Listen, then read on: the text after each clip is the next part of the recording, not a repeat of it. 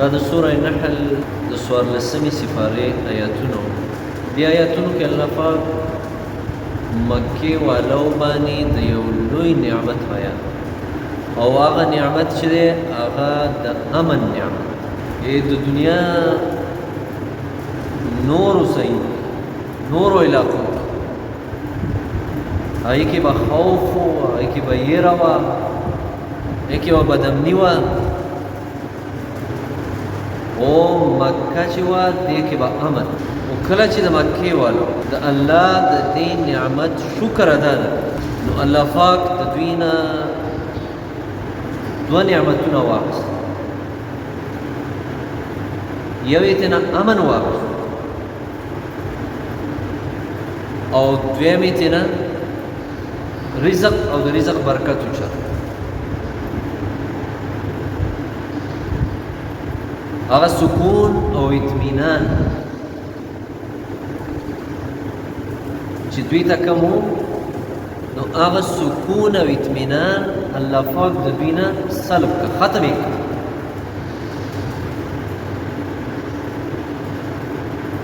او د دې نعمت د ناشکرۍ لویه وجه چې او لویه ناشکري چې وه هغه دا وه چې دوی د الله د پیغمبر تکذیب، یعنې هغه رب چې کم رب دوی له امن ورکړ، او کم رب چې دوی له د هر طرف نه رزق ورکړ، د هغه رب را لېږلی شوی پیغمبر، هغه پیغمبر چې هغه د امن داعي، هغه دنیا ته امن پیش کړ، دوی د هغه پیغمبر سره ظلم او ظلم یې دا و چې هغو ته د الله د وحدانیت او د الله د یووالي خبره وکړه، نو دوی هغه الله یو نه منه کم الله چې دوی له په مکه کې امن پیدا کړ، کم الله چې دوی له ښکلا او رزقونه ورکړ، او پیغمبر سره یې ظلم دا و چې د هغه د ذات باره کې دوی د یو خبره باندې مسره ولګوي، هغه باندې عیبونه ولګوي. کله به ویل دا جادوګر دی، کله به ویل دا لیونی دی، کله به ویل دا کوډګر دی، کله به ویل دا د بل چا ایجنټ دی، او د هغه ته د نقصان په رسولو کې دوی هیڅ قسمه تعامل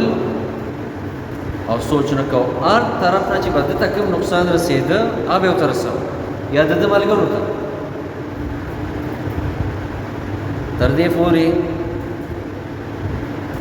چې دی د مکې نه په وتلو باندې مجبور، هجرت باندې مجبور، د ده ملګري هغه یې په هجرت مجبور. چې کله هجرت شو دلته بیا د دوی سره په زړونو کې هغه اطمینان ختم شو، بې اطمیناني راغله. هر وخت به د مکې والو سره دا یېره وه چې دا پیغمبر او د ده دا ملګري په موږ باندې کله هم راتلی شي او حمله را باندې کولی شي. هر وخت به دې یېره الله تېنه هغه امن او اطمینان هغه یې تېنه واخیست، او نبي کریم صلی الله علیه وسلم ورته خیرې وکړې، او دا خیرې وکړې: اللهم سینیه کسینی یوسف، یا الله دوی باندې داسې قحطسالي راولې، داسې قحط پرې راولې کوم قحط چې د یوسف علیه السلام په زمانه کې راغلی. نو داسې قحط او کمی پې الله راوستله چې دوی سره د خوراک هېڅ هم پاتې نه، د مالونو وچې څرمنې هغه به اوبو کې لمدولې، هغه به یې خوړې. هغه هم ختم د ونو د شنې پاڼې به یې را شو کولې دا به یې خوړې دغه په الله پاک د رزق کمي راوست او امن یې امتنا ختم کړ اطمینان یې امتنا ختم ځکه امن دا د الله په نعمتونو کې د ټولو نه لوی نعمت دا د هر څه نه لوی نعمت دی قرآن کې چې الله پاک امن کوم ځای کې بیان کړی نو د نعمت پته ورې بیان د نعمت پته چې دا یو لوی نعمت دی هم دې قریشو باندې الله پاک سورې قریش کې چې د نعمت په تور باندې کومې دوه خبرې بیان کړي نو هغه دا دي الله فرمایي لإيلاف قریش إيلافهم رحلة الشتاء والصيف فليعبدوا رب هذا البيت الذي أطعمهم من جوع وآمنهم من خوف الله إذا سفر فريدي چې کله جمی کې په جمی کې یمن ته ځای د ګرمایش لپاره او په وړي کې شام ته ځای د یخاو لپاره دا مزي چړوي او دلته حرام او مکه هم د صفرین الله تو فرمایل د دې کعبه د رب بندګۍ دلته کې نه دی رب بندګي وکړي هغه رب چې اطعمهم من جوع تاسو یې د ولګینا خوراک درکړي مړکړي په خېټه باندې ماړې وآمنهم من هغه رب چې دوی له د یېرې په بدله کې امن ورکړي کدی با دا یو خبره کوله مشرکینو وقالوا لو نتبع الهدى معك نتخطف من أرضنا أولم نمكن لهم حرما آمنا يجبى إليه ثمرات كل شيء الله فرمائي دوی بویل اے پیغمبره کچری منګه استاد دې خبرې تابعداري وکړو تاسو سره ملګرتیا وکړو نو منګه په ټولي دنیا ته بد امن وشو ټول خلک هم دشمنان شي نور ملکونه هم دشمنان شي نتخطف من ارضنا خطف دي ته وای یا مرغۍ یا چرګان دا کوم دا دانی هغه داسې په دې خپل باندې راوچتې دي ته خطف ان موږ به خلک داسې د دې ځای راوچت کی بس الله فرمای اولم نمکن لهم حرما آمنا ولما دوی له حرم او مکه دا امن ځای دې جوړ کړی او دې ته د ټولي دنیا د میوې او رزقونه نه راغونډېږي دوی نور چاته څه ضرورت دی چې په یو ځای کې تا ته امني او خېټه دې ماړی نور څه څه غواړي او دا دواړه نعمتونه الله فرمایي دا ما دوی له ورکړل او الله رب العالمین د ابراهیم علیه السلام دغه خلقو د فارد دعا ذکر کړي قرآن کې چې کله بیت الله جوړ کړ د ابراهیم علیه السلام دعاګانې یو دعا یې دا وکړه چې ربنا تقبل منا انك انت السميع العليم یا الله زموږ نه دا خواري قبول کړه د کعبه آبادي کته اورېدونکي او پوهه ساتي دویمه دعا یې دا وکړه چې الله ته دا حرم او دا مکه د دوی لپاره د امن ځای د امن ځای او یا الله دوی له د هر طرف نه رزق ورکړي دا د ابراهیم علیه السلام دعا دا د نبی کریم صلی الله علیه وسلم دعاګانې لکه الله قرآن کې دا فرمایل په سپاره کې الله فرمایل وإذ جعلنا البيت مثابة للناس وأمنا ما مکه چې دا حرم دا د خلقو د راجمع کېدو ځای جوړ کړو د ټولې دنیا نه به خلک دلته راځي د ټولې دنیا نه مثابة للناس یا د خلقو د ثواب ځای مې جوړ کړو دلته به خلک د ثواب په نیت باندې راځي نو چې د ټولې دنیا نه خلک مکې ته راځي د بندګۍ دپاره دغلته به څه کېږي دغلته به اقتصادي او مالی طور دا خلک مضبوطېږي دا د مکې والا لکه بهر نه خلک ځان سره روپۍ راوړي دې ځای نه چې حاجي صاحب ځي ځان سره روپۍ یوسي عمرې ته چې ځي ځان سره روپۍ یوسي او هغلته پې 100 200 دا واخله هغه واخله او هغلته پې هوټل هم نیسي او هغلته پې هر څه کوي دا د چا ګټه دا د دغه خلکو ګټه دا د مکې والا د خلکو ګټه ده دا د سعودي عرب ګټه ده اربونه ډالر دوی ته د یو حج په موسم کې پاتې کېږي دا د دوی لویه ګټه ده ځکه الله دا نعمت بیان کړ چې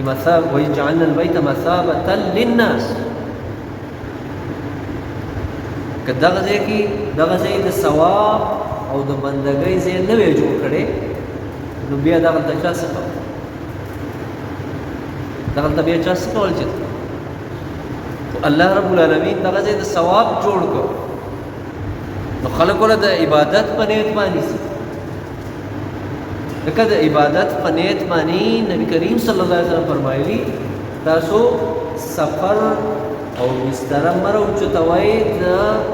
د عبادت په نیت باندې الا الى 3 مساجد سوا د دریو جمعتونو د دریو جمعتونو ته د ثواب په نیت باندې تللی شي د ډېر ثواب یو څه دی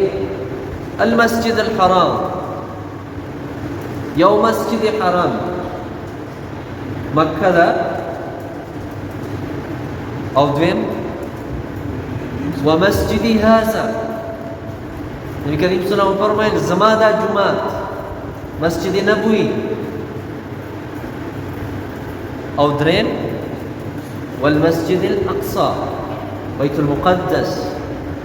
مسجد أقصى دې دریو ځایونو کې د مانځه اجر چې دی هغه زیات دلته د طواف اجر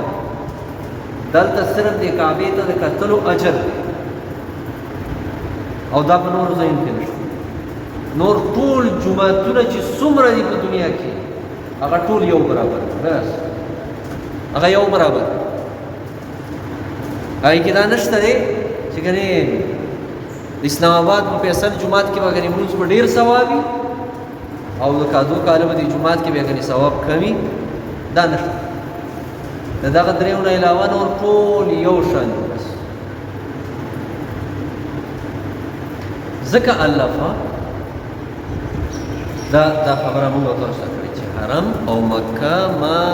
د خلکو د راجمع کېدو ځای جوړ کړی او د امن ځای یې جوړ کړی د امن لوی نعمت دی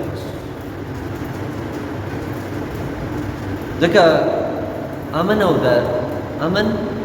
او د رزق چې دی امن او مړه دا دواړه لازم او ملزوم کوم ځای کې چې خلک په امن کې هغلته به ورسره رزق زیاتي او کوم ځای کې چې الله رزق زیات کړی خلکو له او د هغه ځای حکومت خلک ماړه او پټ ساتي هغلته به امن وي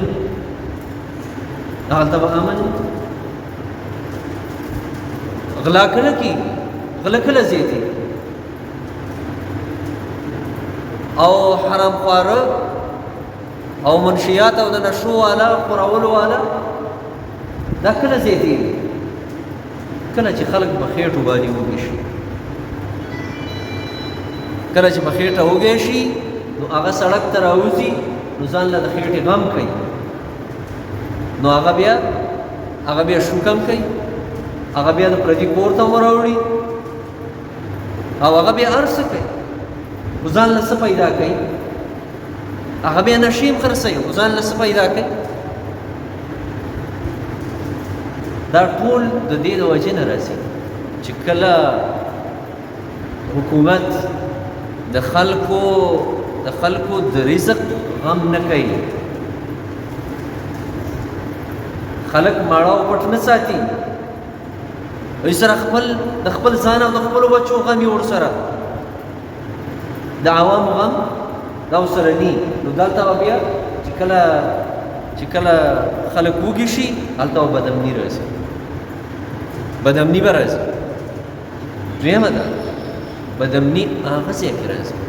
چې کله د یو بل په حقوقو باندې قبضه وي، کوم ځای کې چې ظلم وي،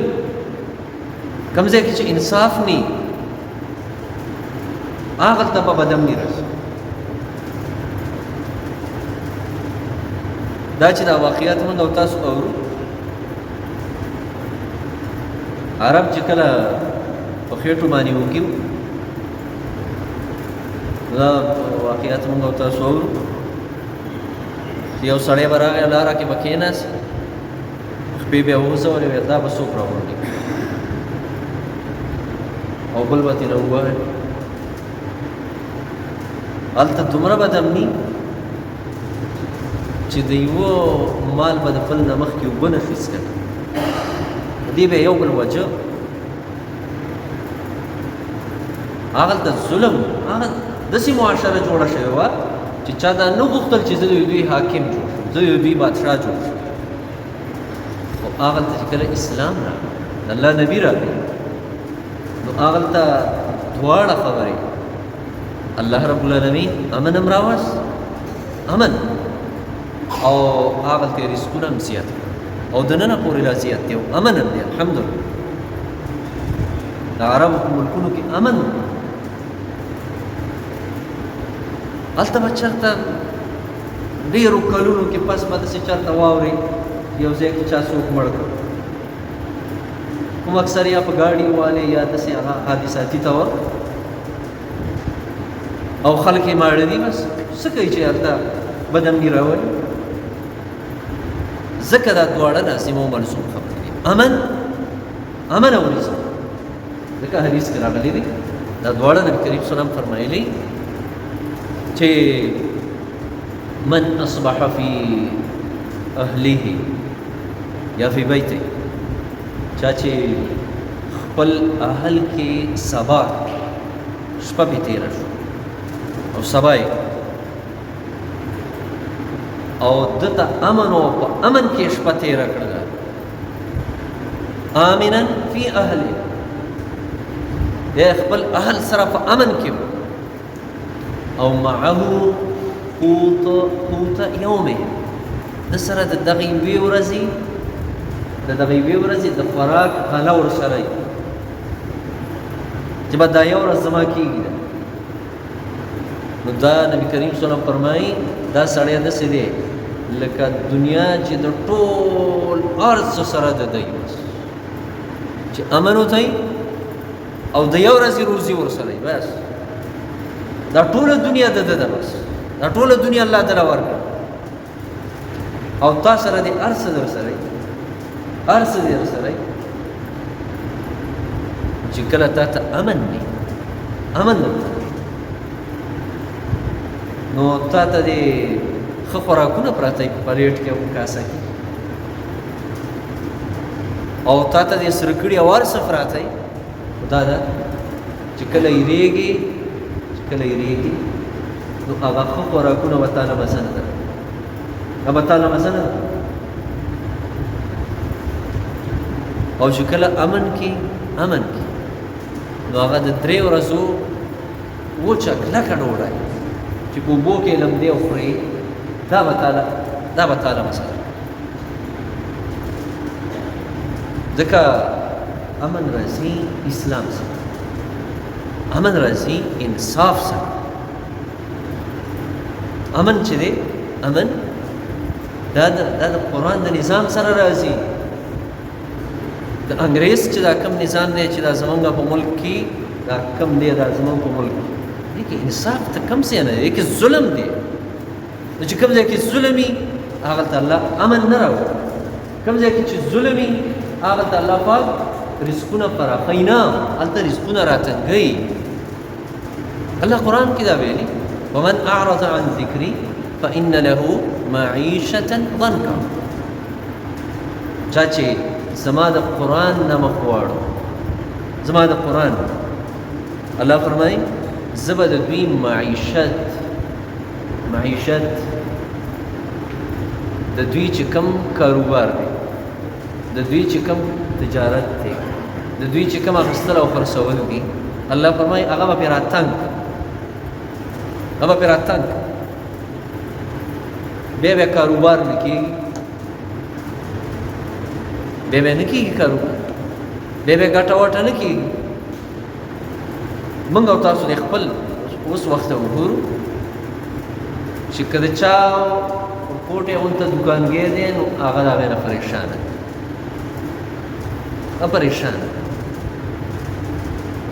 او که څوک بین الاقوامي او غټ تاجر دی، غټ کاروباري دی چې د اربونو ډالرو کاروبار کوي، هغه هم خفه دی، هم پریشان دی، ځکه چې دلته څوک څه اخلي نو هغه بار نه راوړي څه شی، چې راوړي دلته به تاوان کړي. مخکې د پنډۍ کې یو دی کې وه سړی ډېر غټ د شیشو د سولرو غټ تاجر و، ویل اوس مې څو کانټینرې په کراچۍ کې ډکې ولاړې، ځکه کسټم رانه دلته دومره غواړي چې هغه شیشې پې هلته په چاینا کې شوي، نو چې دا ظلم کېږي نو څنګه خلک. او ویل دې نه مخکې مې ویل 10 کروړه تاوان کړی دی، اوس دا نور دغه د اربونو تاوان نه پرېږدي. اصل کې دا دی دلته نظام نشته، کوم نظام چې الله موږ او تاسو له راکړی هغه موږ پرېښی دی. قرآن دا زه تاسو ته بار دا قرآن دی، دا کتاب دا د دنیا د ټولو نه ډېر معزز کتاب، د دې نه غټ کتاب په دنیا کې بل نشته. دا الله سره رالیږي، دا الله صرف دې نه دی رالیږلی چې بس دا دلته سینه پورې ونیسه او برکتونه به ورسره راشي. دا الله صرف دې نه دی رالیږلی چې دا د کور پاس دی او د پاسه کېده چې په دې به موږ وځو نه وځو او برکتونه به راغورځي. دا الله دې نه دی رالیږلی چې د روډ سره مې په 100 روپو لانجه ده او دا پکې منځ کې کېده چې زه ورته په لاس کېدم او زه ورته په قرآن الله دا دې نه دی رالیږلی، دا الله دې نه دی رالیږلی چې بس هر ماسخوتن به زه د دې سوره واقعه وایم او زما رزق به ورسره زیاتېږي. دا الله د دې برکات دا اړې دي چې کله د دې نظام د دې قانوني بیا به برکت راځي، چې قانوني ني او عمل په دې کتاب ني نو دا صرف د الفاظ وینا له نه دی راغلی چې بس الفاظ یې صرف وایه او لس نیکۍ دي، دا یې مقصد نه دی. دا الفاظ د دې مقصد دپاره یو ذریعه ده، بس یو ذریعه ده هغې دپاره. مونږ او تاسو چې عدالت ته یو مسله وړو یا کچرو ته یو مسله وړو نو هلته راته وکیل صاحب څه ووایي؟ وکیل صاحب راته داسې ووایي وایي ته خپلې دعوې او خپل دلایل په دې باندې ولیکه په دې کاغذ، او هغه بل ته خپل وکیل وایي ته یې ولیکه. دا وکیل بیا څه کوي؟ چېرې دا وکیل داسې وکړي چې د ده زما استاد د دې دعوې دا الفاظ بار بار ځان سره وایي یا ما ته ووایي دا تا دې اسلام باندې کومې دعوې لیکلي دا الفاظ وایه که نه او ستا مسله به حل کېږي. داسې چېرته شوي د دنیا د خبرې دپاره ما او تا دغه نه کړو، ما او تا په خپل سټام باندې عملي کارکردګي غواړو چې وکیل صاحب دا جج ته مخکې کا او جج به په دې باندې عملي کاروایي وکړي، خو د الله دا کتاب چې دی دې باندې عملي کاروایي نه غواړو، دې باندې نه ځکه بدم دي، ځکه قتل و غارت ځکه انصاف نشته، ځکه لږه ده، قحط دی. دا به هلې ختمېږي چې کله دا کتاب دی، دا کتاب په هغه ځای کې موږ کېږدو کوم ځای چې د دې کتاب د ایښودو حق دی. د دې کتاب د ایښودو د حق ځای ته معلوم دی اسلام آباد. اسلام آباد هغه د قاضي القضات صاحب چې دی چیف جسټس، د هغه مخې ته دا کتاب د ایښودو دی، او د صدر صاحب مخې ته دا د ایښودو دی چې د هغه په میز اولنی کتاب دا پروت، او د دې نظامي او د دې قانوني دا لنډ راته دلته یو ملک دی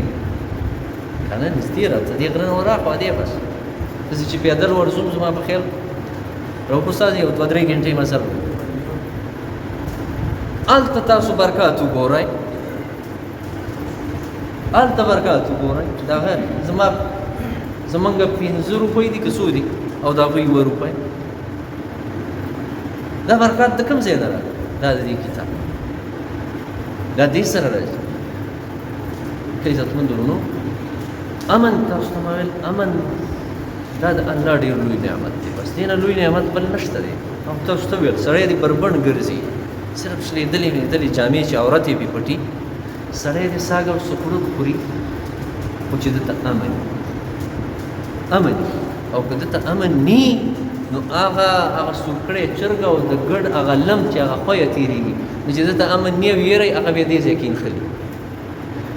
هغه بیا دلته نښلي چې دغه دی اوس دې ځای کې، اوس په دې ځای کې، اوس په دې ځای کې. زمونږ جانونو ته امن نشته، زمونږ مالونو ته امن نشته. پرون تاسو وکتل په باجوړ کې یو لوی عالم دین مولانا خانزیب چې یعنې زه به تاسو به اورېدلی وي د هغوی، خو زه به ته دا یم چې انتهایي او مدبر، انتهایي او غیرتمن او د پښتنو د حقوقو غوښتونکې او د امن یو لوی پیغام ورکوونکې. امن د هغه په خوله کې بله خبره نه وه. امن پښتنو دپاره امن غواړو، جومات په امن کې غواړو، مدرسه په امن کې غواړو، بازار په امن کې غواړو. هغه چې تپوس کوه چې ته څنګه امن غواړې؟ د هغه جواب ورته دا و ویل داسې امن غواړم کوم چې په پنجاب کې، او داسې امن غواړم کوم چې په لاهور